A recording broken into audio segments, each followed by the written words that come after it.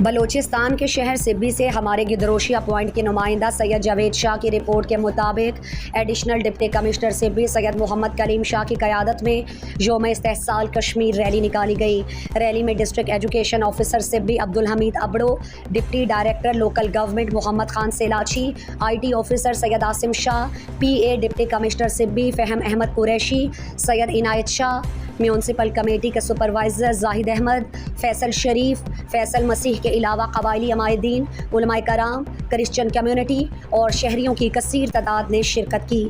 Additional deputy commissioner سبی سید کلیم شاہ، جماعت اہل سنت پاکستان کے رہنما اور جنرل کونسلر میونسپل کمیٹی سبی الحاج صاحبزادہ صوفی سلیمان نقشبندی، محکمہ ایجوکیشن کے آفیسر محمد انور لاشاری اور دیگر نے خطاب میں کہا کہ پاکستانی قوم جدوجہد آزادی کشمیر میں اپنے مظلوم بھائیوں کے ساتھ ہے۔ وہ وقت دور نہیں جب مقبوضہ کشمیر کی آزادی کا سورج طلوع ہوگا۔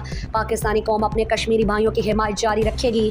مقررین نے کہا کہ بھارت کشمیر پر قبضہ کرنے کی سازش بے نقاب ہو چکی اور عالمی اقوام کے سامنے بھارت کا مکروہ چہرہ کھل کر سامنے آ چکا۔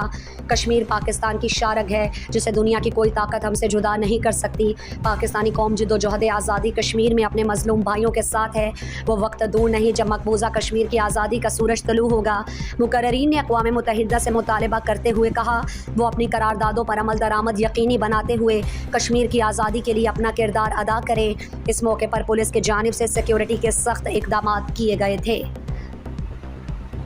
مزید دلچسپ معلومات اور خبروں سے آگاہ ہونے کے لیے Gedrosia point Facebook page, Instagram, Twitter کو فالو اور یوٹیوب چینل کو سبسکرائب کریں۔ بیل آئیکن بٹن دبانا نہ بھولیں